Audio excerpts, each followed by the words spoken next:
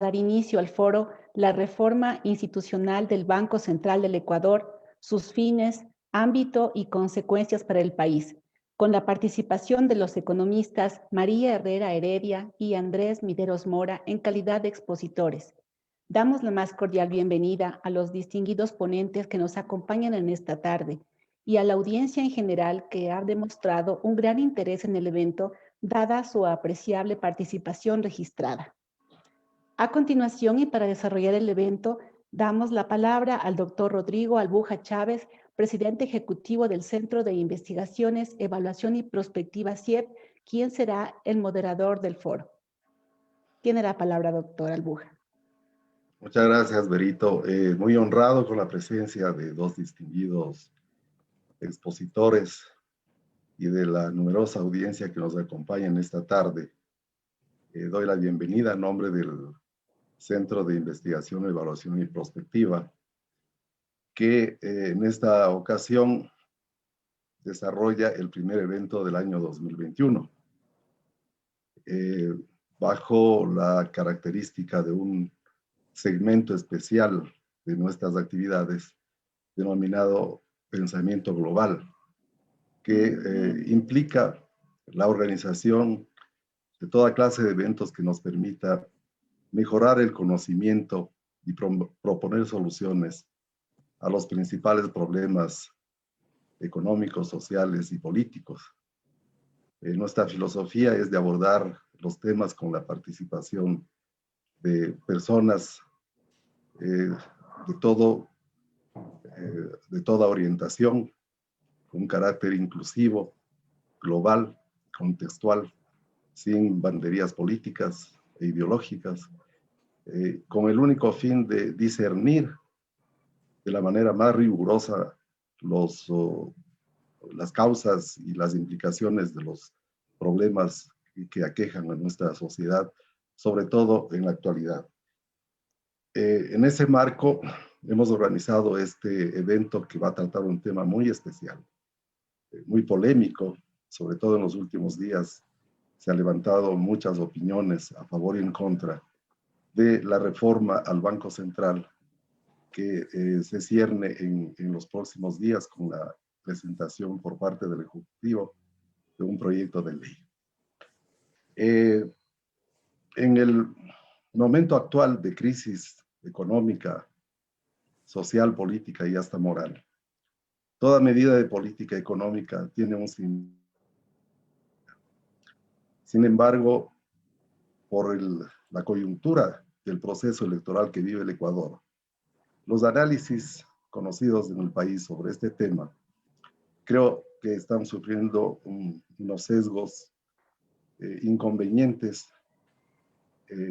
con mucho fanatismo inclusive, que no permite apreciar la realidad del problema que significa una reforma al Banco Central.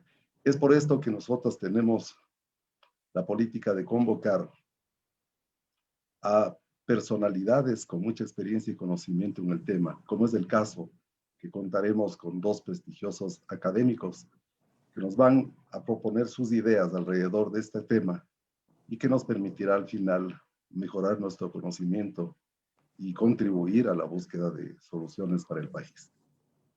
Sin más, doy paso al inicio del evento, mencionando que la metodología es muy simple, muy sencilla. Vamos a dar la palabra a los dos expositores, la economista María Herrera y el economista Andrés Mideros, quienes tendrán cada uno en ese orden 30 minutos para que realicen su exposición de la manera que más crean conveniente. No habrá interrupciones. Luego de la exposición de los dos académicos, abriremos un ciclo de preguntas que serán preguntas que serán presentadas por el chat interno durante el desarrollo de las exposiciones de nuestros invitados. De manera que finalmente los expositores respondan a esas preguntas y mejoremos el conocimiento, porque este evento no es un debate, sino una exposición, es un foro de conocimiento y análisis. De esta manera, entonces, vamos a comenzar con la exposición de la economista María Herrera, previa a la presentación de su currículum vitae por parte de nuestra coordinadora, Verónica Rodríguez. Berito, por favor, puede presentarnos a la economista María Herrera. Con mucho gusto. María Herrera Heredia es economista por la Universidad Central del Ecuador. Tiene un posgrado en Mercado de Valores en la Universidad de Navarra, España. Training Office de Stock Exchange London. Es magíster en investigación y docencia por la Pontificia Universidad Católica del Ecuador. Es articulista del comercio desde el año 2008. Profesora en la Pontificia Universidad Católica del Ecuador. Investigadora invitada en la Universidad Carlos III de Madrid. Profesora invitada en la Universidad de Puerto Rico. Expresidenta del Colegio de Economistas de Pichincha y se ha desempeñado en cargos importantes como subgerente de valores en el Banco Ecuatoriano de Desarrollo. Gracias, Berito. Economista María Herrera, tienes la palabra. Muchas gracias, Rodrigo. Muchas gracias, Verónica. Buenas tardes con todos. Antes de iniciar mi exposición, quiero felicitar al Centro de Investigación CIEP por propiciar este tipo de eventos sobre temas de interés nacional como el que nos ocupa esta tarde y que con seguridad benefician a la colectividad. Quiero dejar constancia también que la exposición que realizaré está concebida estrictamente desde el ámbito académico. Con ello voy a pasar a compartir pantalla para apoyarme en alguna.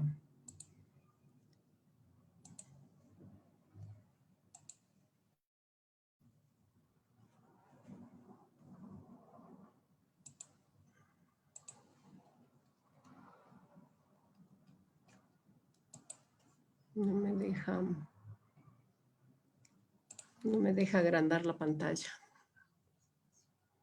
Un momentito, por favor.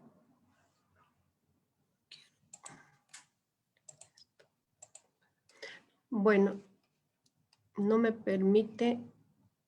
Tengo... Sí, un momentito que trato de salir de aquí.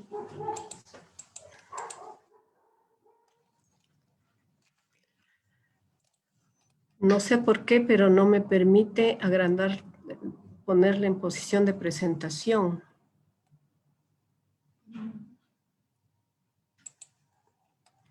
Voy a continuar. Bueno, el tema que nos ocupa es la importancia de la autonomía del Banco Central y los beneficios para el país. Empezaré diciendo que el Banco Central nace de la necesidad de un custodio del respaldo del dinero en circulación. El dinero en circulación no es otra cosa que, como sabemos, la oferta monetaria. De tal suerte que la función principal del Banco Central es preservar el valor de la moneda, combatir la inflación y reducir las fluctuaciones de la economía. En otras palabras, el Banco Central es ser el guardián del valor de la moneda de un país y preservar su poder adquisitivo. Cuando nosotros hablamos de preservar el valor de la moneda, cuando hablamos de que es el custodio del dinero en circulación, estamos también hablando de que es el responsable de controlar que la cantidad de dinero en circulación de la economía sea la adecuada. Pasaré a explicar por qué. ¿Por qué necesitamos que esa cantidad de dinero sea la adecuada? Y efectivamente porque si en la economía hay exceso de dinero, va a llevarnos a un problema muy grave para la economía que es conocido como la inflación, que no es otra cosa que el incremento de precios de los productos. Y eso se da porque obviamente hay una disparidad entre la producción y la cantidad de dinero en circulación. A la inversa, si hay escasez de dinero en la economía, se produce otro efecto que también es malo para la economía, que es la recesión. es decir, la incapacidad de crecimiento de la economía. Tanto si hay demasiado dinero circulante, cuanto si hay falta del mismo, la economía se verá en graves problemas. Por tanto, precisa que alguien, ahora llamado Banco Central, regente la política monetaria, es decir, que controle la cantidad de dinero en circulación. Llamamos también oferta monetaria o liquidez de la economía. Este control del dinero sugiere que este sea técnico. De hecho, la autonomía pretende que la política monetaria no esté sujeta a objetivos político-partidistas. Hemos de decir que la autonomía no es un fin en sí mismo, sino un medio para salvaguardar la estabilidad del poder adquisitivo. La política monetaria, en este afán de determinar, controlar la cantidad de dinero disponible, tiene varios mecanismos que le permitirán, en el caso de que haya faltante de liquidez en la economía, entregar dinero a la economía, y en el caso que haya excedente de dinero en la economía, retirar dinero de la economía. Yo quiero poner un ejemplo que suelo poner o solía poner a mis estudiantes cuando hablábamos de política monetaria, y es que esto equivale a haciendo una analogía con una persona. Si yo tengo mucho dinero en el bolsillo y salgo a la calle, imaginémonos con 5,000, con 10,000 dólares, corro el riesgo de no llegar a mi destino final. Estoy en peligro. Pero ocurre algo similar si es que yo no tengo nada de dinero en el bolsillo. Ambas situaciones son riesgosas y muy peligrosas. Por tanto, podemos ver ahí la necesidad de que el dinero que circula en la economía sea el adecuado.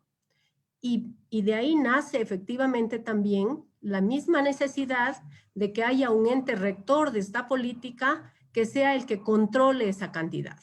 Para ese efecto, la política monetaria tiene 4 mecanismos que le permitirán, como he dicho, entregar dinero a la economía o retirar dinero de la economía. Estos mecanismos son, el 1, la emisión de dinero, que como ustedes conocen, en el caso ecuatoriano no puede darse porque somos una economía dolarizada, no tenemos moneda propia, pero en cualquier otro país y también en el nuestro, antes de la dolarización, podían hacerse esas emisiones. Esas emisiones pueden ser orgánicas o pueden ser inorgánicas. La emisión orgánica, como conocemos, es una organización con respaldo. Y cuando hay ese respaldo, podemos imprimir monedas más billetes o también activos financieros, sin que haya una alteración en la actividad económica nacional. Mientras que si se recurren a las famosas emisiones inorgánicas, aquellas que no tienen respaldo de ninguna clase y que solamente es poner a funcionar la máquina de imprimir dinero, nos van a traer consecuencias muy peligrosas. Aquí también vean un ejemplo muy sencillo. ¿Qué es la pérdida de la capacidad adquisitiva? Muy simple. Si yo tengo un bien o un servicio que vale, digamos, una unidad monetaria, y si se imprime dinero inorgánicamente, ese mismo bien o servicio pasará a costar, vamos a suponer, para el ejemplo, el doble. Lo que ha significado que la capacidad adquisitiva de esa moneda ya no sea la anterior, porque yo deberé utilizar 2 monedas para comprar el mismo bien y servicio que antes compraba con 1. Claramente hemos visto la pérdida de la capacidad adquisitiva. Otro mecanismo son las operaciones de mercado abierto, que se reducen a la compra y venta de bonos de estabilización monetaria. Cuando hay faltante de dinero en el mercado, entonces el Banco Central comprará bonos de estabilización monetaria para entregar dinero a la economía, y a la inversa. Cuando hay restricción de dinero, hará lo contrario. El Banco Central, en este momento, ya veremos un poco más adelante, no emitirá directamente bonos de estabilización monetaria, sino títulos del Banco Central. El tercer mecanismo son las tasas de descuento, que están orientadas a incentivar sectores estratégicos de la economía a través de tasas de interés preferenciales, que se conceden a través de la banca privada en virtud de que el Banco Central es una banca de segundo piso y obviamente no tiene contacto con el público. Sin embargo, está presente la necesidad de que haya una dinámica en la economía. Finalmente tenemos el cuarto mecanismo, que son las reservas o encaje bancario mínimo, que si bien es un mecanismo que cumple las mismas funciones, es decir, de retirar dinero o de incrementar dinero en la economía, también cumple otra función, que es el de respaldar los depósitos de los clientes, que por ley la banca debe tener un encaje, un porcentaje en el Banco Central. ¿Cuál es la situación actual en nuestro país? Según la Constitución de la República del Ecuador, del 2008, aquella que se aprobó en Montecristi, en su artículo 303, dice que la formulación de las políticas monetaria, crediticia, cambiaria y financiera es facultad exclusiva de la función ejecutiva y se instrumentará a través del Banco Central. Esto ocurrió en el 2008. El Código Orgánico Monetario y Financiero, en su sección 1, cuando habla de la Junta de Política y Regulación Monetaria y Financiera, crea la Junta de Política y Regulación Monetaria y Financiera como parte de la función ejecutiva, responsable de la formulación de las políticas públicas y la regulación y supervisión monetaria, crediticia, cambiaria, financiera, de seguros y valores. Esta junta estará conformada, dice, con plenos derechos por los titulares de los ministerios de Estado, responsables de la política económica, de la producción, de las finanzas públicas, el titular de la planificación del Estado y un delegado del presidente de la República. El mismo código, en su artículo 23, dice que actuará como presidente de la Junta de Política y Regulación Monetaria y Financiera el titular del Ministerio de Estado a cargo de la política económica. Y en la sección 2 también, hablando del Banco Central, define al Banco Central como una persona jurídica de derecho público, parte de la función ejecutiva de duración indefinida, con autonomía administrativa y presupuestaria. El Banco Central tiene por finalidad la instrumentación de las políticas monetaria, crediticia, cambiaria y financiera mediante el uso de los instrumentos determinados por el Código y la ley. Así está en la sección 2 del Código. En el apartado funciones se conceden al Banco Central 40 funciones. Obviamente no las he puesto todas, pero he puesto algunas que un poco a mi criterio y por el uso que se da, parecen más significativas. Por ejemplo, el Banco Central administra el Sistema Nacional de Pagos. La cuarta función, ahí están con los números que corresponde de acuerdo al código, garantiza el suministro y la distribución de las especies monetarias en circulación. Por ejemplo, la moneda esta metálica que nosotros tenemos, todas, ¿no? Pero hago referencia a la moneda metálica que no es dólar y que no es sucre, que es una especie de híbrido. Dice otra función, adquirir títulos y obligaciones emitidos por el ente rector de las finanzas públicas. Dice otra, emitir valores. Aquí hago referencia a lo que decía antes. El Banco Central puede ahora emitir títulos del Banco Central denominados TBCs, los cuales se respaldan con los activos del Banco Central. efectuar operaciones de redescuento con las entidades del sistema financiero nacional, gestionar obviamente la liquidez de la economía a través de estas operaciones de mercado abierto, elaborar en coordinación con las diferentes entidades las previsiones y estimaciones económico-financieras, proyectar en coordinación con el ente rector de las finanzas públicas y el ministerio a cargo de la política económica, los niveles de liquidez global de la economía y obviamente realizar su monitoreo, monitorear también el cumplimiento de las tasas de interés aprobadas por la Junta, gestionar las reservas, ahí está el encaje bancario, actuar como agente fiscal, financiero y depositario de recursos públicos, efectuar el servicio de la deuda pública externa e interna, actuar como depósito centralizado de compensación y liquidación de valores.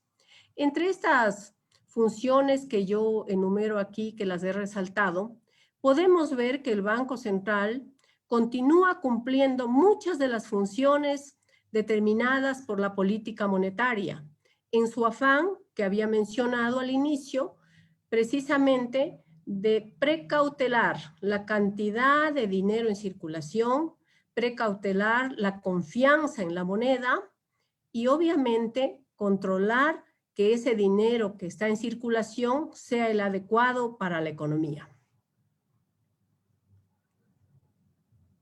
¿Por qué interesa la autonomía? Uno, digo porque es parte de la institucionalidad. La institucionalidad garantiza o nos garantiza que haya una institución con plenos derechos, con funciones, con responsabilidades, para que cumplan los acometidos de la ley y de los códigos o de la regulación respectiva. En el caso que nos ocupa, en el caso que estamos mirando, ¿por qué interesa la autonomía del Banco Central? Porque diría yo que no conviene una concentración de funciones ni de poderes. Hoy vivimos procesos de descentralización y podemos ver ahora, de acuerdo a lo que he indicado antes, que quien preside la Junta es el ministro de Finanzas.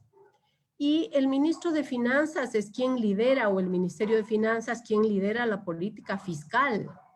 Y aquí se produce una, a mi manera de ver, dualidad, porque si el ministro de Finanzas es el presidente de la Junta y está a cargo de la política fiscal, podría haber una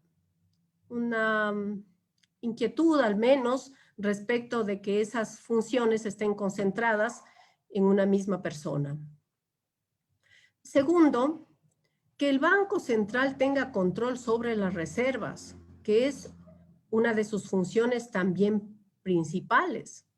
Divisas necesarias para cumplir con compromisos o con pasivos nacionales o internacionales. Se ha hablado mucho de la reserva últimamente. La reserva del Banco Central, en la parte que corresponde, debe respaldar adecuadamente los depósitos del gobierno central, los depósitos del sistema bancario y financiero, los depósitos del IES, de gobiernos seccionales, de instituciones públicas, así como los compromisos con entidades internacionales, con instituciones internacionales, vale decir, el Fondo Monetario Internacional, el Banco Mundial y todos nuestros acreedores, sean de gobierno, sean de multilaterales o sean también acreedores privados. ¿Por qué más interesa la autonomía del Banco Central? Para que la banca tenga la liquidez adecuada. ¿A qué nos referimos con esto? La banca maneja obviamente los depósitos de los clientes, pero como hemos dicho en unas láminas anteriores, esa liquidez va a depender del encaje también. Si es que el encaje es muy alto, se estará restando mucha liquidez. Por tanto, el Banco Central tiene la potestad de jugar con el encaje para, como cumplen los otros mecanismos igualmente, poder entregar más dinero a la banca o poder retirar dinero de la banca de acuerdo a las necesidades de la economía. Eso nos lleva también a que esta banca central pueda controlar la inflación, es decir, que no haya más dinero del necesario. Que exista también la independencia necesaria para que las reservas del Banco Central no se conviertan en una caja chica del gobierno de turno, porque eso puede ser incluso comprensible. Si hay necesidad en una parte del gobierno, lleva a pensar que podríamos tomar dinero del Banco Central. Lamentablemente no es así, porque los dineros del Banco Central tienen dueños, responden a sus depositantes. Entonces, si concentramos esos poderes, podría ocurrir esto, como de hecho parece que ha ocurrido. Que su manejo responda a los intereses del Estado y no del gobierno ni intereses particulares. Yo he dicho que la política económica en general tendría que ser una política de Estado. No conviene al país, desde ningún punto de vista, que cambie de gobierno y cambie de política económica. Perdemos tiempo, perdemos recursos, pierde el país. Ojalá no sea un sueño y ojalá alguna ocasión podamos nosotros ver un país donde la política económica es una política de Estado. A manera de ejemplo, quiero presentar esto para poder ilustrar lo que he venido diciendo.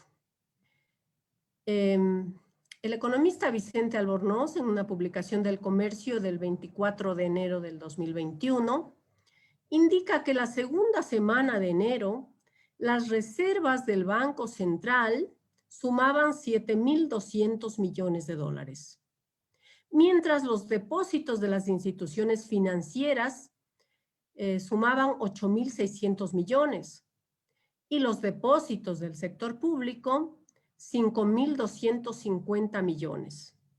Es decir, los depósitos de instituciones financieras más los depósitos del sector público suman 13.850 millones. Y las reservas del banco solamente 7.200 millones. Imaginémonos, hagamos un supuesto de que ambas o todas las instituciones concentradas en ambos sectores quisieran retirar su dinero en un momento determinado. El Banco Central cuenta con 7.200 millones y tiene un pasivo de 13.800 millones. Tendríamos o estaríamos al frente de un déficit de 6.650 millones, que eso es lo que preocupa. Al respecto yo quiero recordar que el dinero del Banco Central no es dinero del gobierno, es de los depositantes. Lo que el gobierno dispone se consigna en otra cuenta que se denomina cuenta corriente única.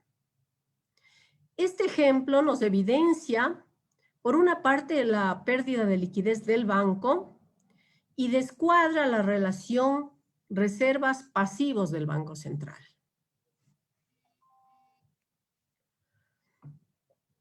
Otra razón más por qué es importante la autonomía del Banco Central.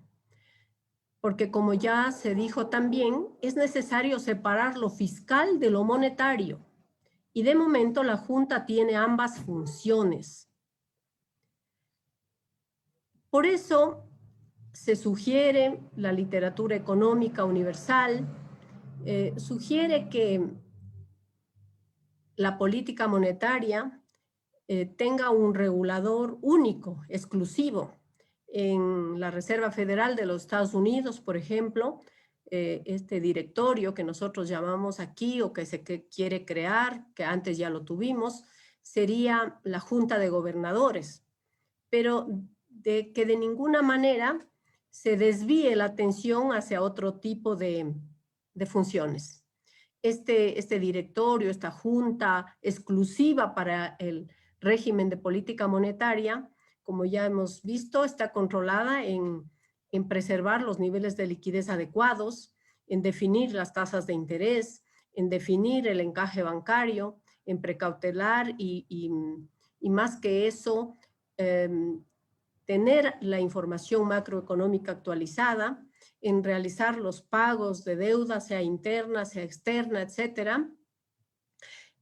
Pero claro, eso supone que los miembros que conformen este organismo de cualquier nominación sean escogidos por idoneidad técnica y moral, sin compromisos de ningún tipo.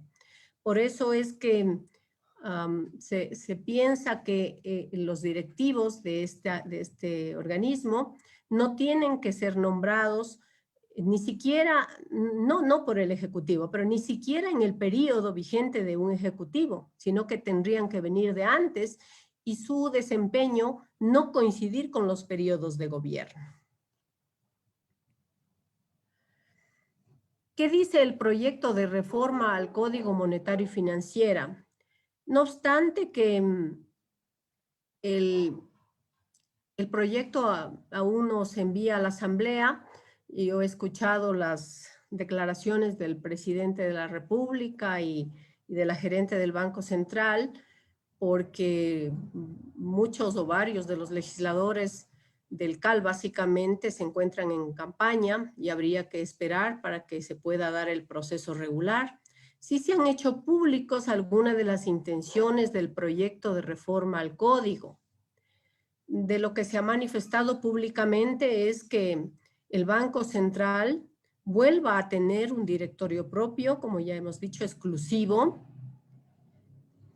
que regresen las facultades monetarias que actualmente tiene la Junta de Regulación, que el banco tenga autonomía administrativa y presupuestaria, y obviamente que eso proyecte credibilidad, confianza y estabilidad macroeconómica, que de paso se ha dicho es lo que más falta en el país: confianza, credibilidad y estabilidad. A manera de conclusiones, podríamos decir, uno, que la autonomía del Banco Central se sustenta en su carácter técnico y un directorio propio, bueno, puede tener cualquier nombre, pero se habla de directorio, que se encargue exclusivamente de la política monetaria. Dos, la autonomía regula en función de que la economía tenga la liquidez necesaria y se controle la inflación. Cuando desglosamos un poco, esto obviamente es tan importante, esta función, es tan importante esto que es imposible prescindir. Tercero, una gestión técnica y responsable de las reservas permite cumplir con los compromisos nacionales e internacionales, sean depositantes o sean acreedores. 4, la autonomía del Banco Central es un requerimiento del Fondo Monetario, sí, porque también hay inquietud al respecto. Sí, a cuenta de recibir los desembolsos acordados, pero quisiera añadir algo más, y es: ¿quién de nosotros, cuando alguien nos hace un préstamo, inclusive dentro de la familia, no le preguntamos para qué es y cómo nos vas a cumplir? 5. Es supremamente importante separar la política monetaria de la política fiscal, porque cada una tiene sus ámbitos diferentes. La política monetaria, obviamente ya sabemos que es la que tiene su encargo de regular la liquidez, mientras que la fiscal está encargada configurando los ingresos y gastos de la economía. Muy importante, desde luego, pero diferente. 6. Las posiciones en contra podrían entenderse desde las diferentes posiciones políticas. 7. La autonomía del Banco Central no contradice la Constitución. El cambio en el código regula para una buena gestión y cumplimiento de sus funciones fundamentales. Y finalmente, no es posible prescindir del Banco Central. La política monetaria es también importante en una economía dolarizada, como lo hemos demostrado en esta exposición. Es todo de mi parte. Agradezco su atención y a su hora estoy dispuesta a responder si hay alguna inquietud al respecto. Muchas gracias. Muchas gracias. Agradecemos sobremanera. ¿Sí me escuchan bien, Berito? Sí, le escuchamos. Ya, sí, porque parecía que tengo una falla, disculpe. Muy interesante, didáctica, se nota la calidad académica de la economista María Herrera, nos ha hecho una presentación muy clara sobre el papel que desempeña el Banco Central y la proyección hacia una eventual reforma con autonomía. Y naturalmente sus opiniones y sus argumentos son muy claros y muy respetables. Veamos ahora lo que nos presenta el economista Andrés Mideros sobre este tema, luego de la presentación de su currículum vitae por parte de Berito, por favor. Con mucho gusto. Andrés Mideros Mora, doctor PhD en Economía y Análisis de Política Pública por la Universidad de Maastricht, economista de la Universidad Católica del Ecuador, maestro en Economía de Desarrollo por Flaxo, Ecuador, y Master of Science en Política Pública y Desarrollo Humano por las Universidades de Maastricht y de Naciones Unidas. Es socio fundador de la empresa EQD, Equidad y Desarrollo Consultores. Ha sido consultor internacional, funcionario de las Naciones Unidas y de organizaciones no gubernamentales, y ha ejercido el servicio público en los siguientes cargos: director técnico de la Asociación de Municipalidades Ecuatorianas, AME, asesor ministerial en política social, secretario técnico para la erradicación de la pobreza, viceministro del Ministerio Coordinador de Desarrollo Social, ministro secretario nacional de Planificación y Desarrollo y ministro secretario general de la Presidencia. Actualmente, en la Pontificia Universidad Católica del Ecuador, es decano de la Facultad de Economía, coordinador del Instituto de Investigaciones Económicas y homólogo en la Red de Desigualdad y Pobreza de AUSJAL. Tiene la palabra doctor Andrés Mideros Mora. Muchísimas gracias. Un saludo cordial a todas y todos quienes nos acompañan aquí en el Zoom y también en redes sociales. Un agradecimiento también por la invitación y dar relevancia a este debate, a esta discusión que tenemos sobre el rol del Banco Central en una economía que es particular, es una economía finalmente dolarizada, que hay que tener en cuenta, y frente a eso considerar los cambios y particularidades que tiene el rol que tiene el Banco Central en la relación que existe entre la política fiscal y monetaria, que es parte central de lo que voy a comentar. Y también el rol que tiene el Banco Central pensando en un momento de crisis económica y de una pandemia de la cual todavía no terminamos de salir y que tenemos que encontrar algunas soluciones basadas en prioridades. Yo comparto plenamente que lo peor que podemos tener es un banco central o una política pública de cualquier índole que esté al servicio de intereses de grupos o de personas individuales, sean estos privados o sean estos quienes utilizan la función pública para sus beneficios, sino que tenemos que poner la política pública al servicio de la sociedad como lo manda la Constitución del 2008, aprobada en referéndum, ¿verdad? Que ya establece algunos elementos. Sí creo que es importante poner sobre la mesa la historia del Banco Central del Ecuador. Recordemos que el Banco Central, en el caso ecuatoriano, se crea ya en 1927 como una respuesta a lo que fue el periodo de la plutocracia, del abuso del sistema financiero, de la cooptación del poder público. Basta un ejemplo histórico para tener en perspectiva lo que digo. Es la ley moratoria, la famosa ley moratoria de mediados de la década de 1910, que permitía a la banca privada imprimir sin respaldo. Esa era la banca que teníamos, que imprimía sin respaldo y le prestaba al gobierno y lograba un control finalmente a través de esos préstamos de los distintos, de las distintas políticas que se llevaban adelante. Y que la Revolución Juliana es una respuesta a eso, y que con la Revolución Juliana, la recomendación técnica que se hace es una serie de instituciones públicas de control, las superintendencias, la Contraloría y también el Banco Central del Ecuador. Recién desde ahí, estamos cerca a cumplir 100 años, y tenemos un Banco Central que era emisor de moneda en ese tiempo, hasta que dolarizamos, porque ahora ya vamos a más de 20 años en el esquema dolarizado, donde el Banco Central ya no es emisor de moneda propiamente dicho. Pero tener claridad que se nace desde una necesidad de controlar y regular esos abusos del sector financiero y regular al sector financiero. En la historia reciente hemos compartido los dos modelos, o sea, hay mucha literatura sobre esto, pero yo prefiero regresar a ver lo que ha pasado en el país en los últimos años. La década de los 80s y de los 90s fue una década en la que se implementó ese esquema de autonomía del Banco Central del Ecuador, de autonomía entendida por la conformación finalmente de los órganos directivos que tenían estas entidades. Y eso en los años 90, sobre todo con las leyes que se aprobaron en el periodo de Sixto Durán Ballén, a propuesta del quien fue vicepresidente Alberto Dajic en su momento, permitieron una serie de actividades dentro del sector financiero que más tarde pasaron facturas. Los créditos vinculados, que son tristemente recordados, los préstamos a la banca privada que se hicieron desde 1996 y hasta la dolarización, que finalmente es ese tema que también María resaltaba mucho. Si el Banco Central o cualquier banco, cualquier entidad presta, el riesgo es cuando no le pagan.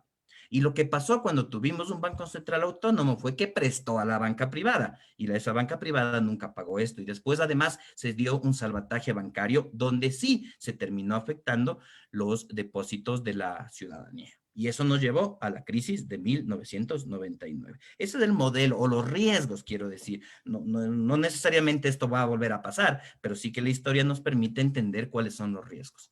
Y tenemos un Banco Central que después de la dolarización y como respuesta nuevamente, así como la creación del Banco Central es una respuesta al periodo plutocrático, la nueva regulación del Banco Central es una respuesta a la crisis financiera de 1999, crisis generada por la desregulación de la banca. Y fue en 2005, en la reforma de 2005, en que los directorios, el directorio del banco y la junta, todavía eran dos, se fusionan y tienen participación única desde la función ejecutiva. Y luego en el Código Monetario se la hace parte de la función ejecutiva, dando respuesta también a lo que estableció la Constitución. ¿Cuáles son los riesgos? Porque en la economía hay incentivos en ambos lados. Sabemos muy bien que los mercados fallan, pero también la planificación central falla. Por eso siempre estamos buscando eficiencia y equidad en términos de lo que mejor responda a un contexto y a unas necesidades sociales. ¿Qué pasó? Que en efecto el Banco Central se volvió un prestamista del Estado por préstamos de liquidez que se requerían, era un manejo de la liquidez, pero cuando empezamos en el año 2015 con la caída del precio del petróleo y demás, se permitieron que las operaciones sean revolventes y ahí es que efectivamente se generan unos riesgos. Y se generan unos riesgos porque si ya no me pagas a quien sea que yo le esté prestando, tengo problemas. Y se da una potencial caída de reservas. No ha pasado a mayores, pero efectivamente, como bien se señaló, las alertas por todos lados se prenden en el sentido de que no necesariamente se tiene una cobertura adecuada. Y ahí yo sí destaco la importancia de una gestión técnica que garantice las coberturas necesarias que tiene el Banco Central, como se hace en cualquier banco. Porque es verdad lo que decía María, si el gobierno central, los GATS, la banca privada le va a pedir al Banco Central los depósitos, no tienen, como si nosotros vamos a cualquier banco privado, que si vamos al banco del Pichincha, todos quien tenemos cuenta ahí a pedir nuestros recursos, no los tiene, porque están prestados. Y así se maneja cualquier banco en cualquier parte del mundo. De hecho, sabemos que apenas el 30% del dinero tiene efectivamente billetes y monedas y que lo demás es contable por la emisión secundaria que se va dando. Pero regreso acá, son los riesgos. Y creo que ahí tenemos que centrar el debate y la discusión académica. Existen riesgos en la gestión del Banco Central y tenemos como que dos visiones que están ahí sobre la mesa. Esta más de autonomía, entre comillas, que yo todavía me pregunto de quién o de qué queremos que sea autónomo para darle respuesta, y otra que tiene esta regulación más fuerte y vinculación directa con las funciones de un gobierno, ¿no? Y los riesgos son un exceso de desregularización financiera que lleva a la especulación y por ende a crisis, una potencial restricción justamente de la política económica por no tener esa facultad, la función ejecutiva, el gobierno, el ministerio, a quien le corresponda, digamos, ejercer la política económica y que esté restringido por unos intereses particulares, y en el caso ecuatoriano, dolarización, la extrema salida de divisas. Y tenemos riesgos en el otro modelo, igual, la salida de divisas y la demanda en efectivo, si es que esto termina afectando las reservas y finalmente a la dolarización, que creo que es nuestra restricción con la cual tenemos que hacer el análisis. Y justamente mi pregunta en esto es, ¿autonomía o independencia de quién?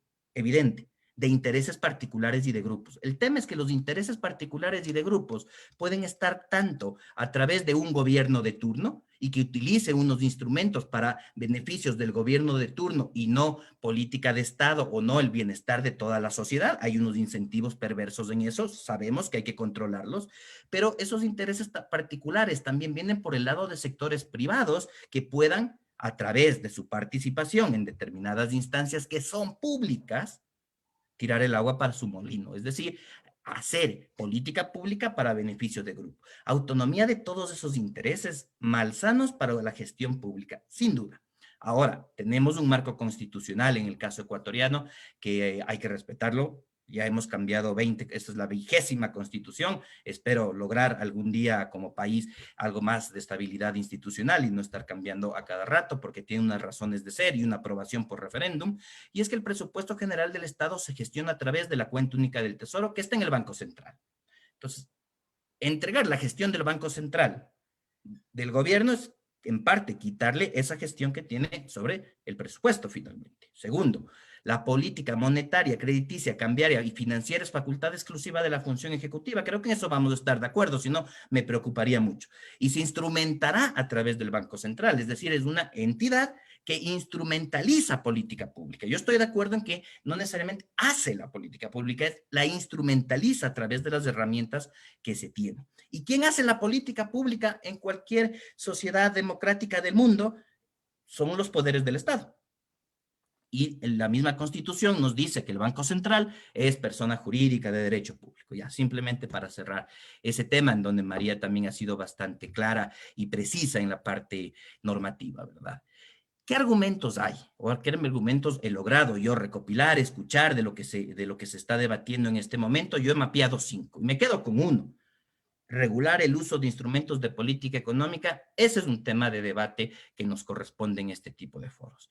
Porque también hay mucho que se habla desde un dogma de libre mercado, que yo simplemente lo tacho, lo descarto porque de dogmas no vamos a hablar, y hay otros 3 que me llaman mucho la atención porque tienen peligros democráticos. Controlar la liquidez desde el sector privado en lugar desde el sector público es problemático. Controlar o tener el monopolio exclusivo de la emisión secundaria de dinero, que sabemos que en toda economía y más en una economía dolarizada, justamente la cantidad de dinero, como bien señala María, se genera a través de la emisión secundaria, es decir, los préstamos que genera banca privada, banca pública o el mismo Banco Central, ¿verdad? Y finalmente con el control del Estado, porque en dolarización y en crisis más aún, el control de la liquidez tiene relación directa con la política fiscal, no hay cómo hacerlo. No hay cómo hacer la una sin la otra en este momento. Y aquí sí entramos en esas discusiones de que es verdad, es cierto, que un banco tiene los depósitos de ciudadanos y ciudadanas, pero los ciudadanos y ciudadanas no estamos en los directorios de los bancos. Entonces son banqueros tomando decisiones de maximizar sus ganancias con el dinero de los y las depositantes, ¿verdad? La excepción son las cooperativas de ahorro y crédito que tienen una gestión democrática. Y entonces acá es lo mismo. Si el Banco Central, seguimos ese argumento de que en el Banco Central está el dinero de los depositantes del sistema privado, que no solo esté ese dinero, ojo, pero sí una parte, de los depositantes del sistema financiero privado, no es que los bancos tienen que estar y controlar eso, sino los ciudadanos.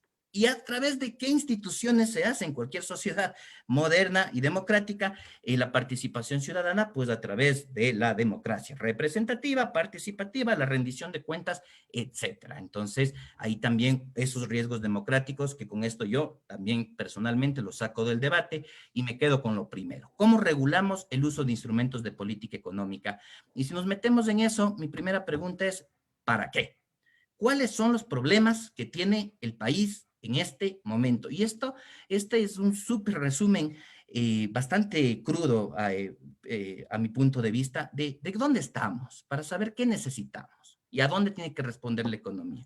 En primer lugar, cerca de 37,000 muertes en exceso en el 2020 por la pandemia, porque efectivamente la pandemia nos ha pegado a América Latina en general y al Ecuador en particular mucho más fuerte que en otras sociedades, que en otros países, y justamente por capacidades estatales que no lograron reaccionar. Y aquí hay una serie de indicadores de bienestar que sí quiero compartirles, porque si no, es difícil hablar en abstracto de cuál es el rol de la política económica. Tenemos 27% de infantes malnutridos en el Ecuador.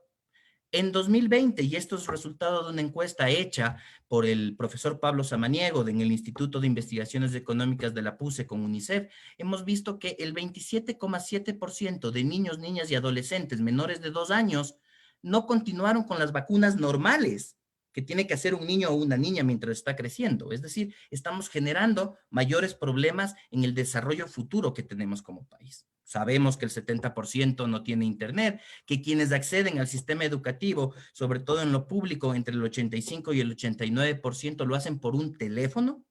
Entonces estamos perdiendo las futuras generaciones y eso, a mi punto de vista, es la mayor preocupación que tengo. Yo hablo desde la economía del desarrollo, ¿no? Y es que estamos perdiendo las futuras generaciones, los niños y las niñas, los adolescentes e incluso los jóvenes que están creciendo con mayor malnutrición y están creciendo con menor acceso a la educación y al conocimiento.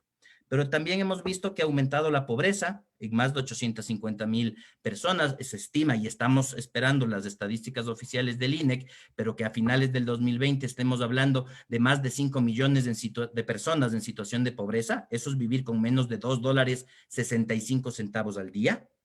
Y sabemos, además, en los temas de violencia contra las mujeres, 65% de mujeres han sufrido violencia, algo que es espeluznante. 1,816 nacidos vivos de niñas, donde la madre es una niña menor de 14 años, es decir, fue violada una niña. Son 1,800 al año en este país. Y eso es también necesidad de política pública y de recursos fiscales cuando hablamos de austeridad, ¿no? 77 femicidios en 2020, algunas organizaciones sociales hablan de más, de 118. En lo económico, producción y empleo, ya hemos visto que cerca de 676,000 personas salieron de lo que contabiliza el INEC como mercado laboral a septiembre del 2020, ¿verdad? Y pasaron en la inactividad, es decir, a trabajos no remunerados en el hogar. Sabemos que en la zona rural mucha gente regresó al campo y empezó a cultivar autoconsumo. Más de 500,000 de personas en desempleo, casi 5 millones de personas en los distintos tipos de subempleo, ahí está el otro, empleo precario y demás. Apenas 32% en empleo adecuado y una economía que cae en 9,5% del PIB, 2 veces la caída de la crisis de 1999. Tenemos el déficit fiscal y tenemos unos elementos estructurales. Estos son los problemas del país. ¿Qué Banco Central necesitamos? Voy para allá. ¿Cómo está la economía?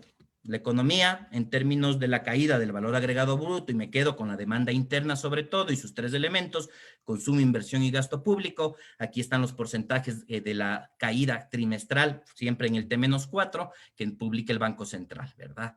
Y lo que sabemos es que los que están ahí en verde, el consumo y la inversión, no se van a reactivar por arte de magia. El consumo no se reactiva si no hay ingresos, y no hay ingresos si no hay empleo, ¿verdad? Primer elemento. Si no reactivamos el empleo, no se reactiva el consumo, por un lado. Y la inversión privada no se reactiva si no tiene expectativa de ganancia. Y no va a haber expectativa de ganancia si no hay quien le compre. Y el ejemplo es muy claro. El panadero de la cuadra de la calle no va a abrir la panadería si la gente no le va a comprar el pan. Entonces, la inversión privada no se va a reactivar de la noche a la mañana por obra de gracia si no es un tema estructural de la economía.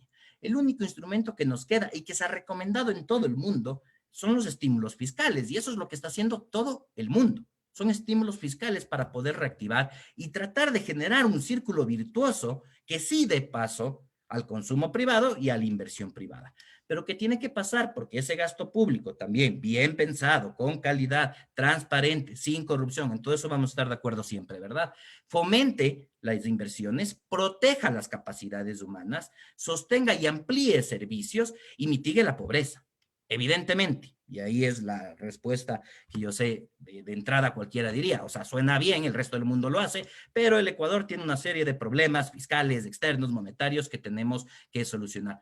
Correcto, tenemos que solucionar. ¿Qué Banco Central necesitamos para poder salir de esto? En primer lugar, recordar, y esto es un cálculo bastante simple, que si quisiéramos recuperar a lo que estábamos en 2019, que era un año en que no crecimos, tampoco es que estábamos bien, pero regresar al nivel de producción del PIB del 2019 nos toma 5 años creciendo al 2%, o 10 años si crecemos al 1%. Si no crecemos, no volvemos. Hay que crecer generando empleo.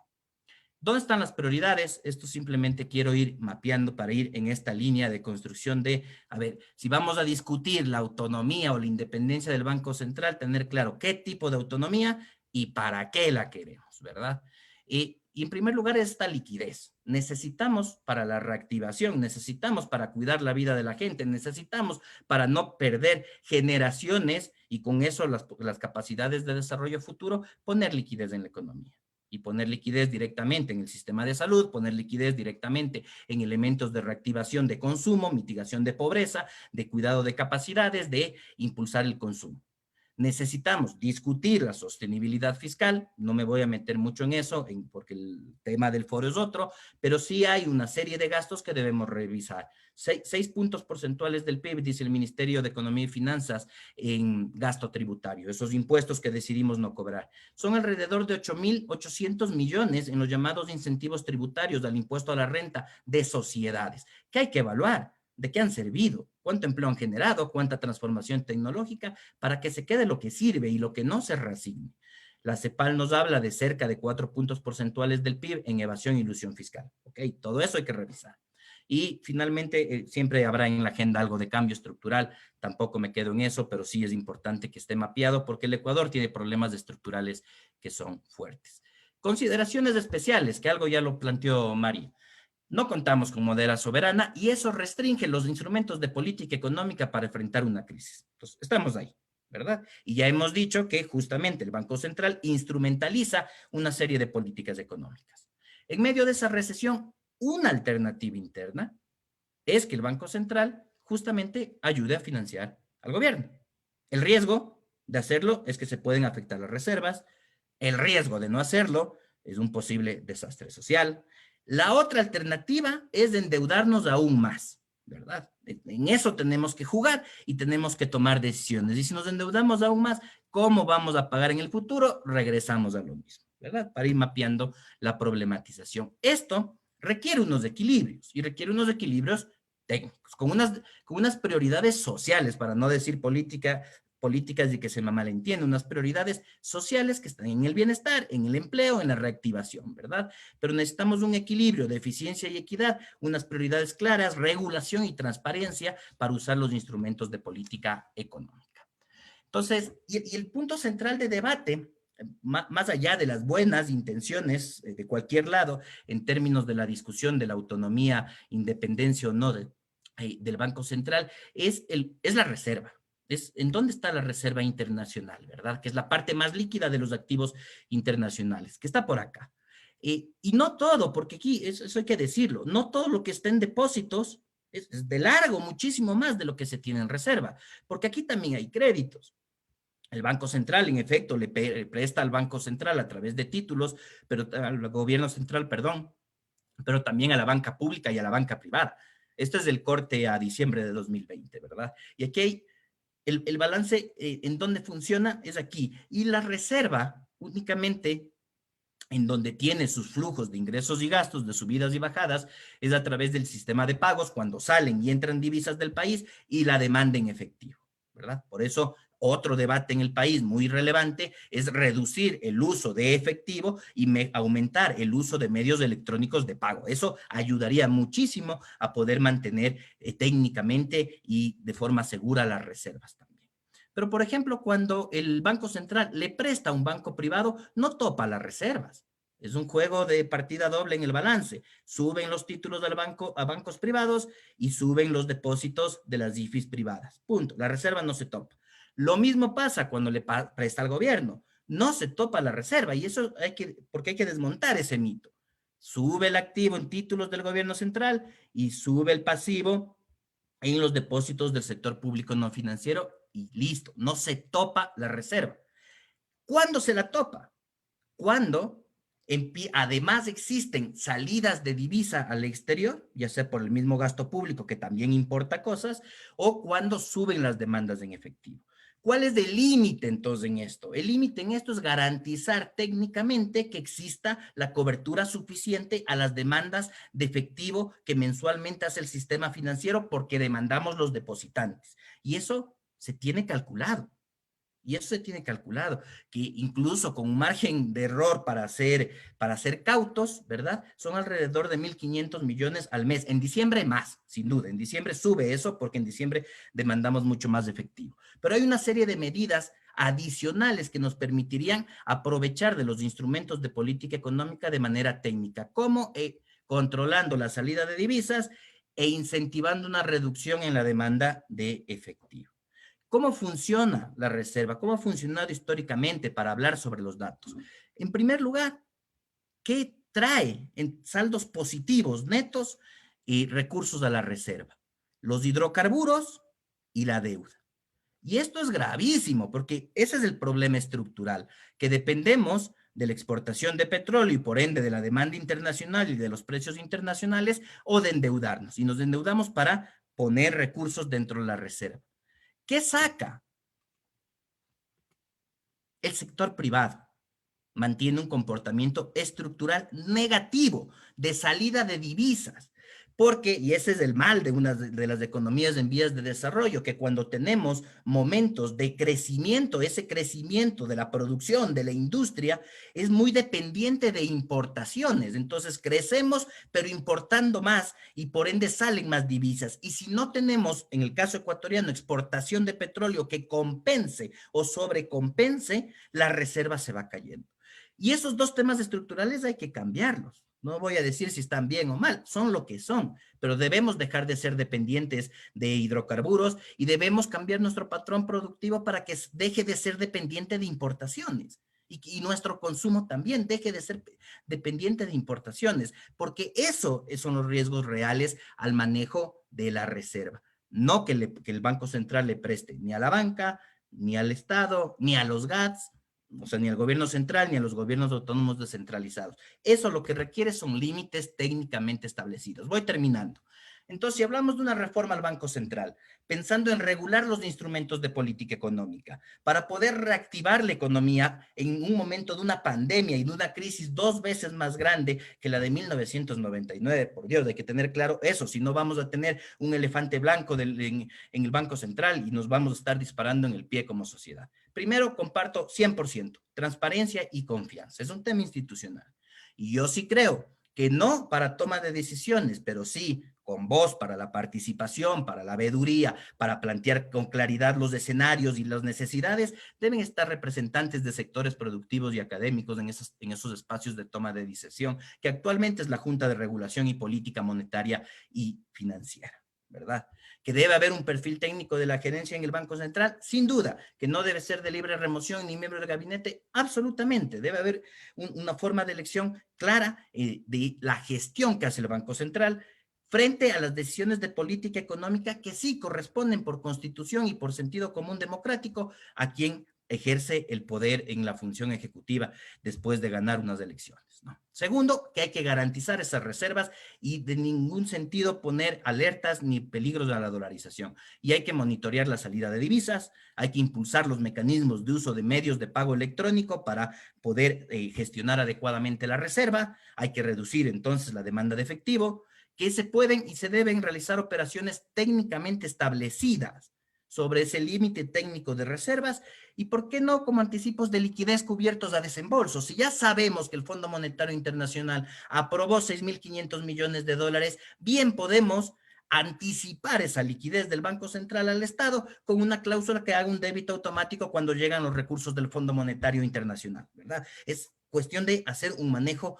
adecuado de la liquidez para poder enfrentar una pandemia e inyectar liquidez a la economía. Y aquí está claro, a los gobiernos autónomos descentralizados, porque requerimos sostener servicios domiciliarios, a la banca pública también, al gobierno central también, con prioridades técnicas y debidamente planificadas y cubriendo, insisto, las necesidades de reservas que se tiene, porque ¿cuál es la alternativa? Y aquí ese es el tema, la política monetaria y la política fiscal en el Ecuador, dolarizado en medio de una pandemia, van juntas, porque si no, no hay.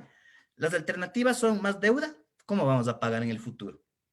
Monetizar activos, como se está pensando, reducimos nuestras capacidades para el futuro. Si van juntas, que es lo que lamentablemente se está haciendo, más deuda y con monetización de activos, es más endeudados y menos capacidades productivas para pagar esa deuda en el futuro. Entonces, simplemente estamos haciendo un problema más grande para adelante. Aumentar la recaudación, sí hay mucho en qué revisar, pero en el corto plazo, en medio de una recesión, es absolutamente complicado. O no hacer nada.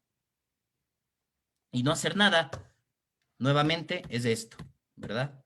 Perder generaciones, niños y niñas malnutridos, sin vacunas, sin educación y la imposibilidad de recuperar los niveles de producción y de bienestar que teníamos en el pasado. Termino ahí simplemente con esa reflexión. Está bien un tema, poner sobre la mesa la discusión de un banco central que sea independiente del abuso que se puede tener de instrumentos de política económica, ya sea por un gobierno de turno o ya sea por intereses particulares de grandes grupos económicos, y que tenemos que lograr un Banco Central del Ecuador que responda a las necesidades específicas, sociales y económicas que tiene el país, y más aún en este momento que no hay que olvidar el contexto de dolarización y el contexto de que estamos esperando salir pronto de una pandemia con unas dimensiones globales no antes vistas. Muchísimas gracias por su atención.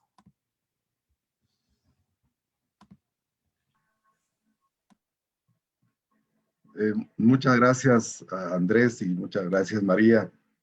Hemos escuchado dos exposiciones muy solventes, muy claras, muy didácticas, y creo que tenemos en nuestras respectivas cabezas una serie de preguntas, porque el tema es, además de delicado, profundo, también es polémico, y ya lo hemos visto.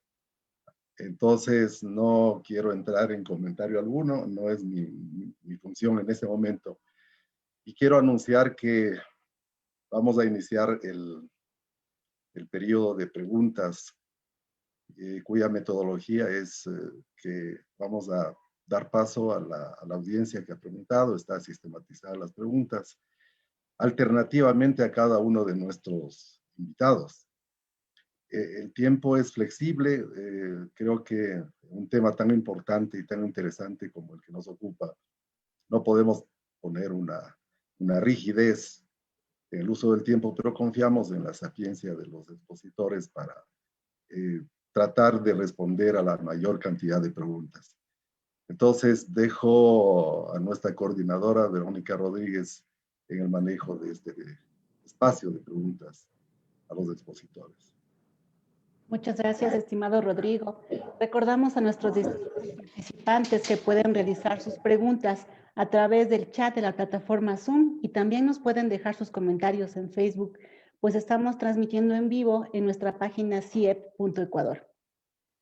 Tenemos una pregunta para la economista María Herrera. Dice, María, creo que es mejor para la economía tener una inflación controlada para que crezca la producción y el empleo. Caso contrario, si hay una deflación, no habrá incentivos para producir. ¿Con cuál se queda usted? Muchas gracias. Totalmente de acuerdo. Es malo tener deflación porque obviamente la economía tampoco funciona. Es bueno una inflación controlada como estímulo para el sector productivo. Entonces estoy de acuerdo con eso. Creo que lo que tratamos de evitar con este control de la liquidez es la inflación en demasía.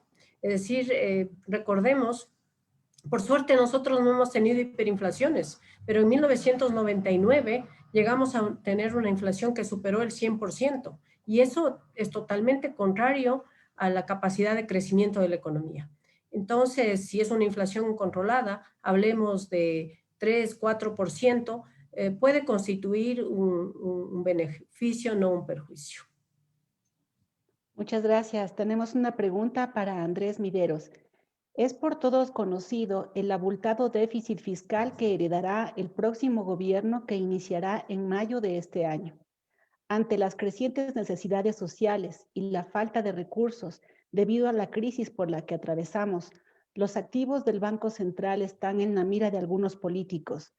En este contexto, ¿es posible utilizar activos del Banco Central para cubrir gastos del gobierno sin poner en peligro la dolarización? ¿Y cómo se verán afectadas las reservas internacionales y los depósitos de los bancos en ese escenario? Gracias. El tema de déficit es complejo, más de 7.000 millones según los últimos datos que ha dado el Ministerio de Finanzas. Ahí hay varios elementos de acción, evidentemente. Hay todo el tema del gasto tributario, que suma cerca de 6.000 millones al año. En gasto tributario, deducciones, exoneraciones, otro tipo de beneficios e incentivos, ¿verdad? Que hay que revisarlos, hay que evaluarlo, que se quede lo que genere un beneficio social y o económico, y los otros hay que recortarlos y reasignarlos. Ahí hay 6.000 millones de entrada a revisar.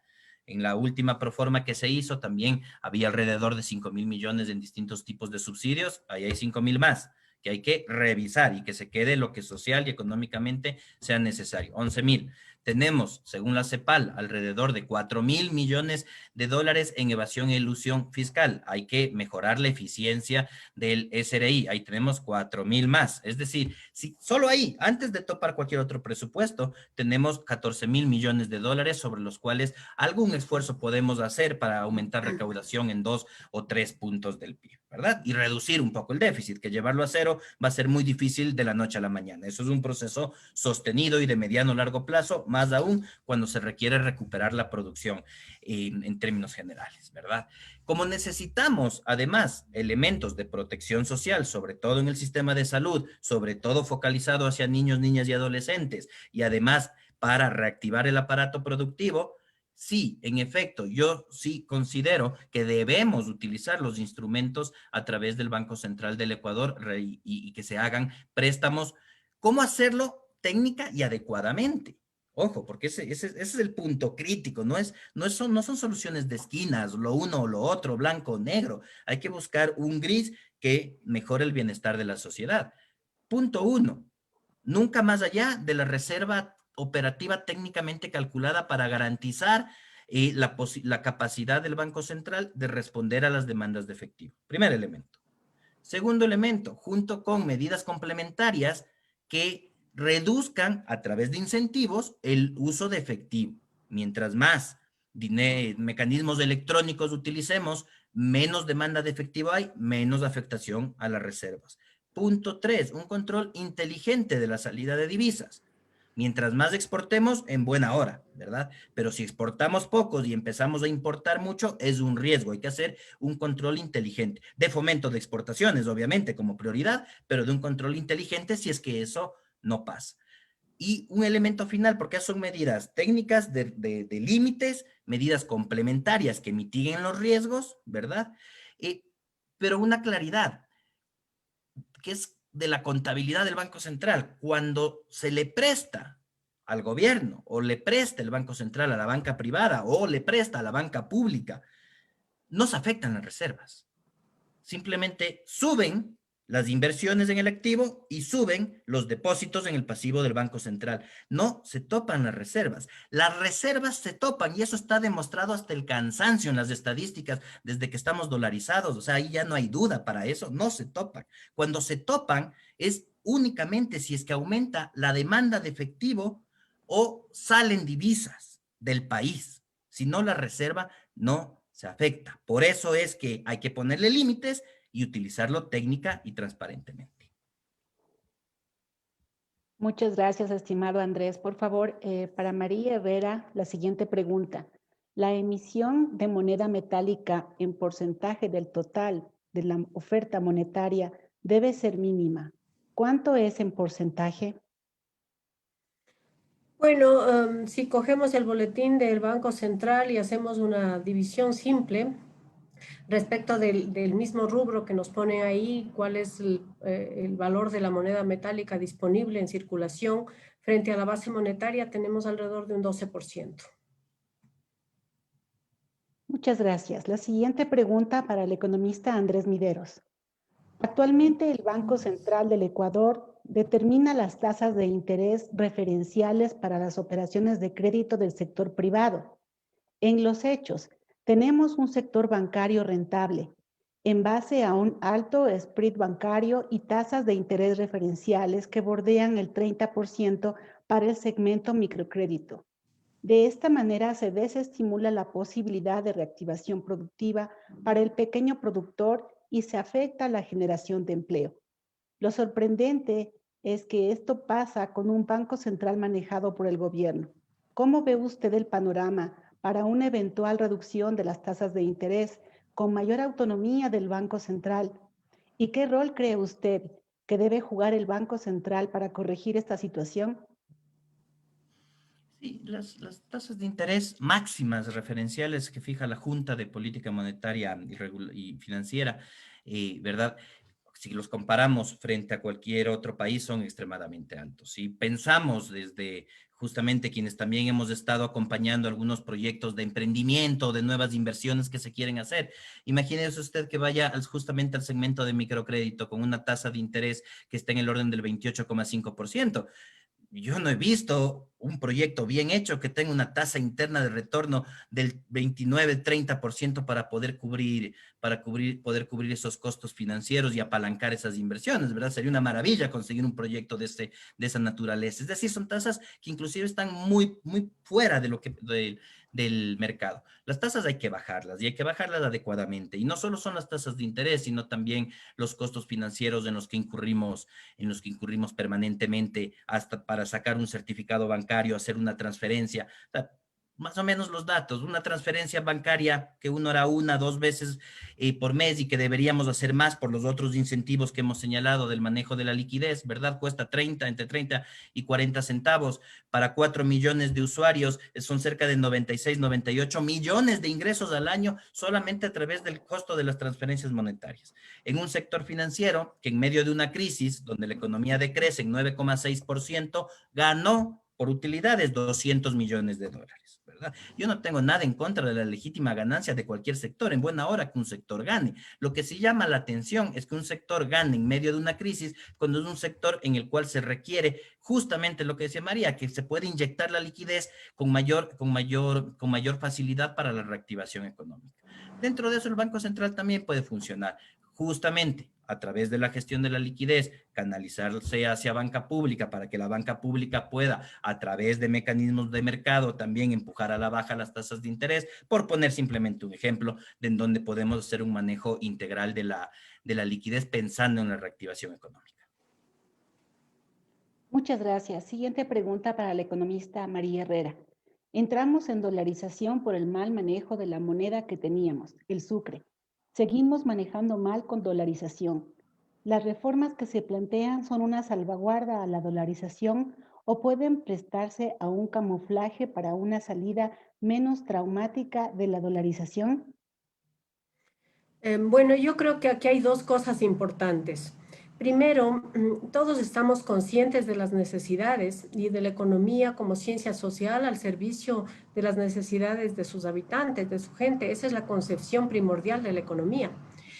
Sin embargo, en dolarización, yo creo que lo que está demostrado es que el gasto, el tipo de gasto que hace o que han hecho los diferentes gobiernos no es el adecuado. Yo estoy de acuerdo en que cada sector tiene sus funciones específicas. Sin embargo, no estoy de acuerdo en, por ejemplo, temas muy importantes que han sido, de hecho, la pérdida que ha tenido el país, como por ejemplo los niveles de corrupción. Estoy de acuerdo en que hay evasión tributaria, estoy de acuerdo que hay salida de divisas, pero no estoy de acuerdo en el mal uso de los recursos. Hay actualmente muchos temas por peculado, por malversación de fondos. Yo creo que ahí se han perdido nuestros recursos. Y ese mal uso de los recursos nos llevó precisamente a la dolarización. La autonomía del Banco Central, como está planteada, no es que va a ser la solución. La solución es que nosotros, en las diferentes instancias, lo que se está planteando con la autonomía es simplemente que haya un directorio que se encargue exclusivamente de esa política, porque no es bueno una concentración de poderes. Sin embargo, lo que nos va a redimir, yo diría a nosotros, y a liberar de esta atadura que tenemos hacia los diferentes acreedores nacionales e internacionales, es el buen uso de los recursos. A veces pienso, y en el buen sentido de mi expresión, que no es que el Ecuador le han faltado recursos. El Ecuador ha tenido recursos, no hemos tenido capacidad de ahorro, no hemos tenido capacidad de gestión, no hemos tenido capacidad de determinar prioridades, no hemos cumplido con objetivos nacionales. Entonces, si hubiera realmente una planificación, una priorización, un uso escrupuloso de los recursos, la suerte del Ecuador con seguridad sería diferente. Muchas gracias, estimada María. Pregunta para el economista Mideros. El candidato presidencial Arauz, en una de sus presentaciones, ha dicho que está de acuerdo con la subida del impuesto de salida de divisas más allá del 20%. ¿Usted está de acuerdo con esta posición? No, no estoy de acuerdo con esa posición, tampoco había escuchado esa propuesta, pero me parece absurdo. El impuesto a la salida de divisas o cualquier otro instrumento que utilicemos para el control de la salida de divisas tiene que estar vinculado a eso, a metas claras de poder conseguir saldos netos positivos de ingreso de divisas. Y sabemos, en política económica podemos ir desde las prohibiciones extremas y autoritarias con las cuales no estoy de acuerdo, hasta los incentivos más subjetivos. Y ahí hay que empezar a trabajar. Tenemos que generar unas condiciones adecuadas para que la gente, sobre todo los grandes inversionistas, quieran tener sus recursos en el Ecuador. Eso hay que trabajarlo institucionalmente en un ambiente completo, ¿verdad? En la mitad tenemos esta serie de incentivos donde funcionan los impuestos. Un impuesto no recaudatorio, sino un impuesto que lo que busca es generar un incentivo en el análisis racional que hacemos, ¿verdad? De no sacar los recursos. Para mí el impuesto a la salida de divisas tiene que estar técnicamente vinculado con el saldo neto de ingreso de divisas. Si es que ingresan más divisas de las que salen por cualquier motivo, se puede bajar. Si es que salen más de las que entran, se tiene que subir. ¿Ya? Eso es difícil en un impuesto porque un impuesto tiene que ser aprobado por ley y todo eso, yo lo sé, pero como instrumento, la lógica ahí tiene que estar atada a esos saldos positivos. Si logramos exportar mucho más, si logramos dejar de ser dependientes de los hidrocarburos en términos de las exportaciones, si logramos un sector industrial que reduzca su dependencia de importaciones, entonces es un impuesto que con el tiempo se vuelve innecesario, obsoleto y se tiene que ir reduciendo. Y de hecho se tiene que ir reduciendo en el tiempo, en la medida, insistiré en esto, en que tengamos saldos netos positivos de ingresos de divisa para sostener la dolarización. Es irresponsable hablar de un 20%, como es irresponsable decir eliminemos el impuesto a la salida de divisas, porque lo que va a pasar, y la data nos lo demuestra, es que la plata se va a ir. Y ahí sí caen las reservas y ahí sí ponemos en riesgo la dolarización. Muchas gracias, estimado Andrés. La siguiente pregunta para la economista María Herrera. ¿Las condiciones firmadas con el FMI están dentro del marco constitucional?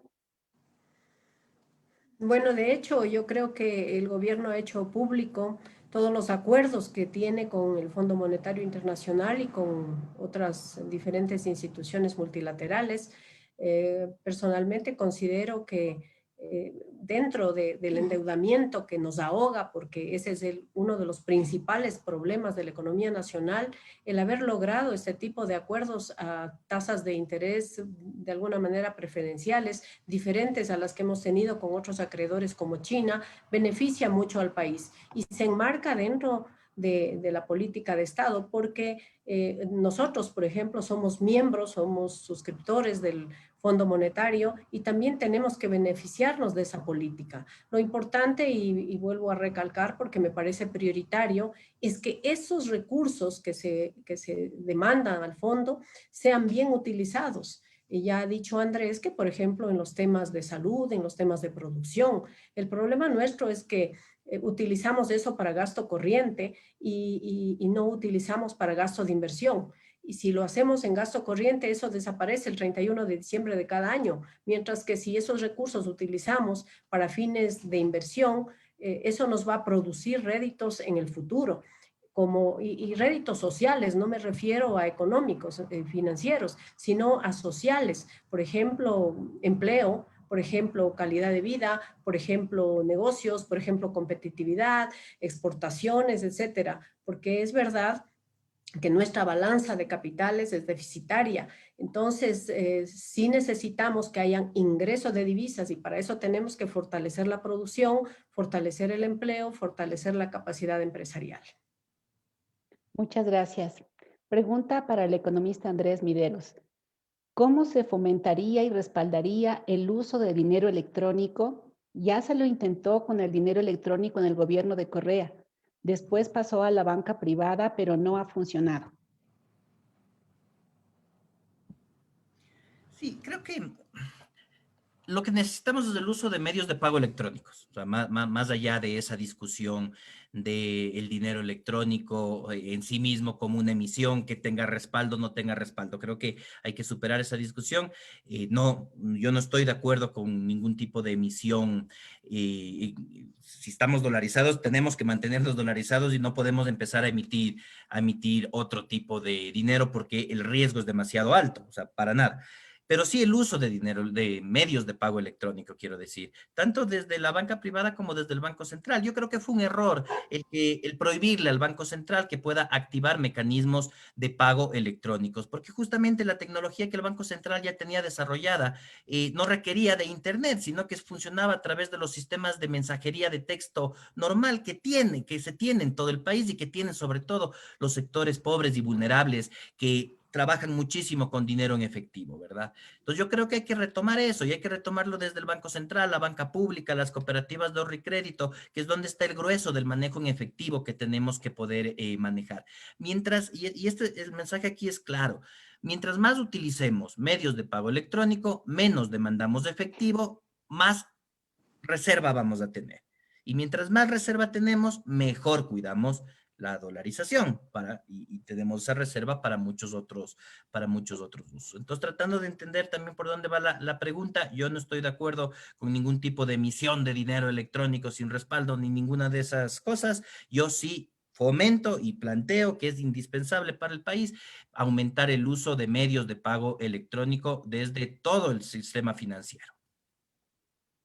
Muchas gracias. Tenemos oportunidad para 2 preguntas más. La siguiente está destinada a la economista María Herrera. ¿La política crediticia está dentro de la política monetaria o no? Bueno, ya habíamos indicado que la política monetaria es estrictamente para el manejo de la liquidez de la economía y que tiene sus mecanismos muy específicos. Entonces, la política cambiaria cae dentro de la parte financiera. Mientras que la política monetaria se preocupa de que haya el suficiente dinero de circulación en la economía, la crediticia pues obviamente se encarga de canalizar los recursos existentes hacia los diferentes sectores.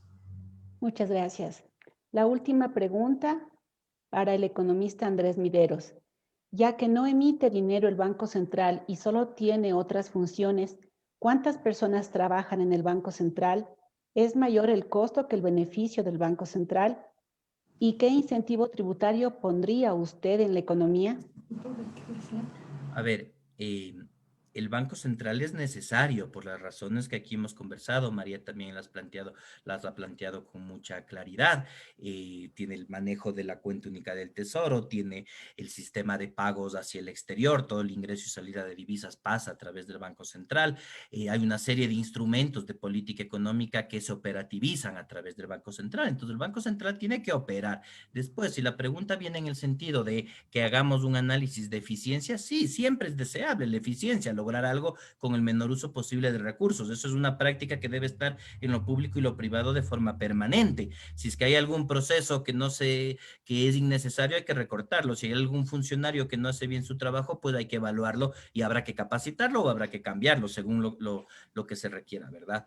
Pero Banco Central necesitamos, eso sin duda. Después, podemos hacer una evaluación en detalle de eficiencia de toda institución pública para que sea más eficiente. Calidad del gasto debe ser una bandera en cualquier tema que planteemos dentro del funcionamiento del sector público, ¿verdad? Los incentivos que me dicen, yo voy de nuevo, ahorita lo que necesitamos para la reactivación económica es reactivar la demanda interna. Vuelvo a mi grafiquito que tenía. Y la reactivación de la demanda interna viene, uno, por poder reactivar el consumo de los hogares. Entonces necesitamos activar mecanismos que vayan directamente de protección social, quiero decir, que vayan directamente al bolsillo de los hogares, sobre todo los pobres y vulnerables, para que empiecen a consumir. Eso, elemento uno. Dos, ¿en dónde incentivos? Hay que reactivar.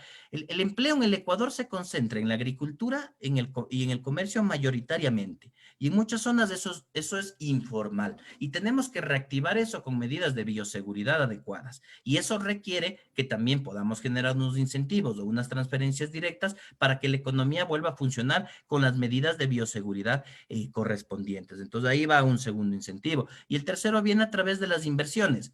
Necesitamos inversión privada.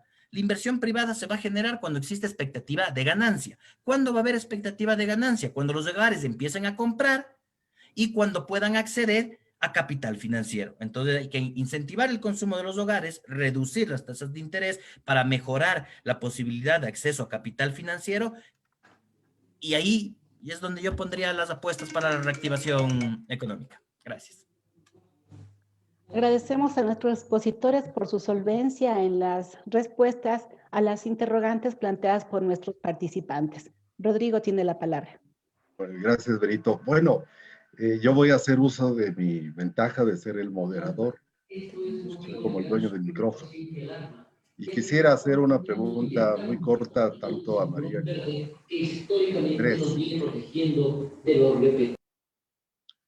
Una pregunta para María es que la siguiente, creo yo que luego de las magníficas dos intervenciones y en el contexto de la discusión que se está dando en el país, hay una pregunta de fondo aparentemente simple que quiero hacer. Se propone la independencia o la autonomía, no sé, del banco. ¿Con respecto a qué? ¿Independiente de quién o de qué? Considerando que el Banco Central es una institución de derecho público.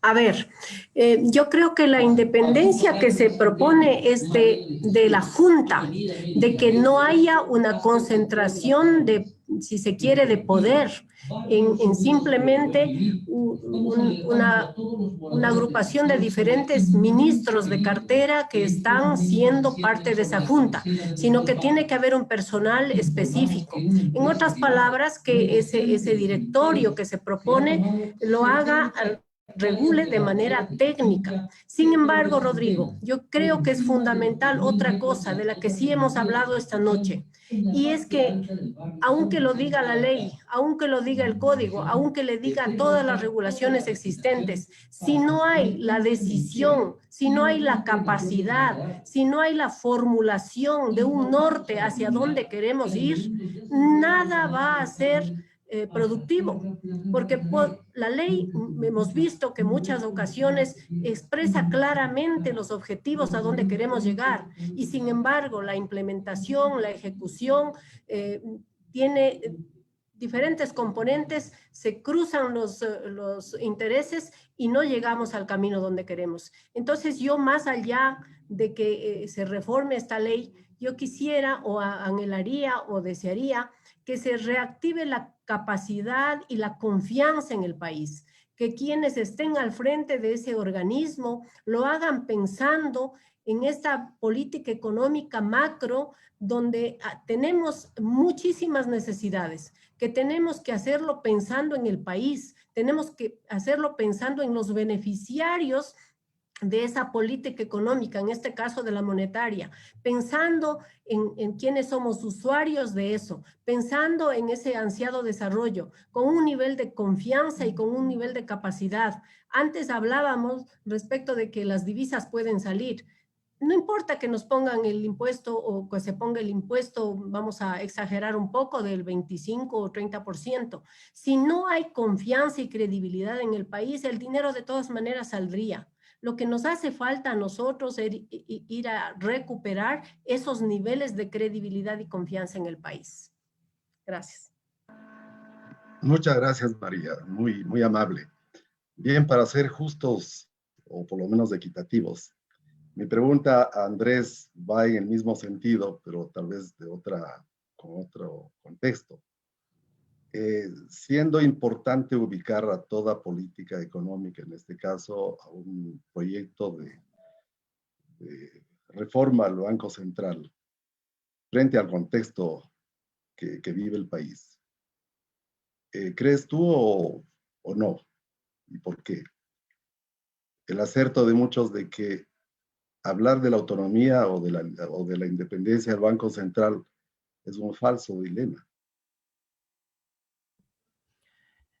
Quiero cerrar también tomando y compartiendo 100% lo señalado por María en cuanto a la confianza y a la generar confianza en las instituciones. Sin duda eso requerimos como sociedades o requerimos como inversionistas también para que se puedan quedar, para que se pueda reactivar la economía, para lograr cohesión social y poder compartir un proyecto de país, un proyecto de sociedad, ¿verdad? Y una sociedad es sostenible cuando es buena para todos y para todos y todas. Lamentablemente lo que hemos visto, incluso con la pandemia, es que estamos en la misma tormenta, pero en barcos absolutamente distintos.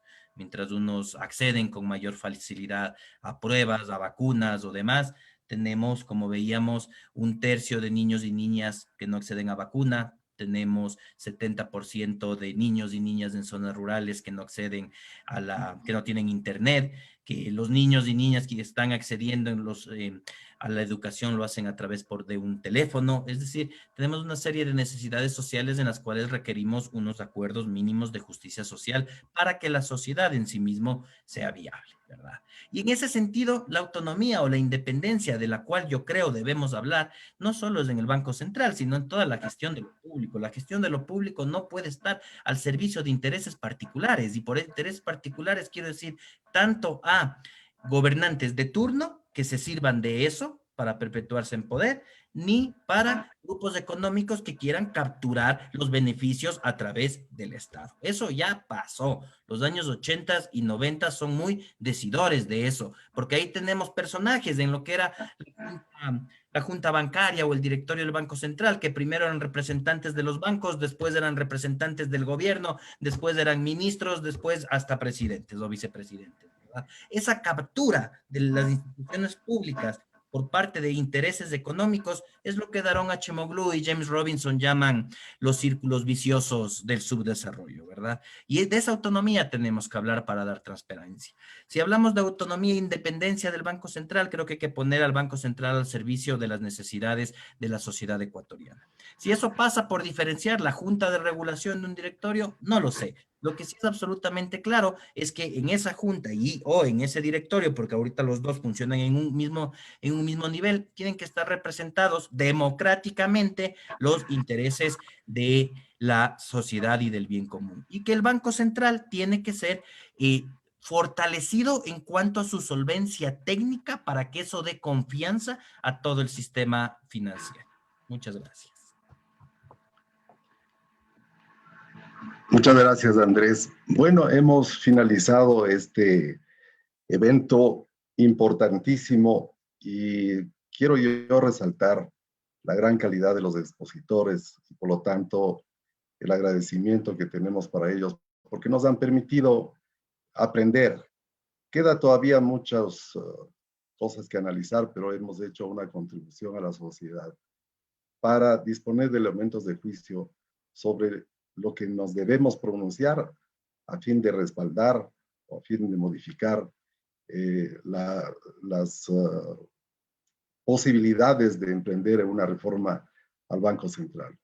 Este evento se lo ha llevado con mucha altura y pues reitero el agradecimiento tanto a los expositores cuanto a la audiencia que un gran número nos ha acompañado en esta tarde. Muchas gracias y buenas noches. Gracias también. Muchas gracias. Muchas gracias. Buenas noches.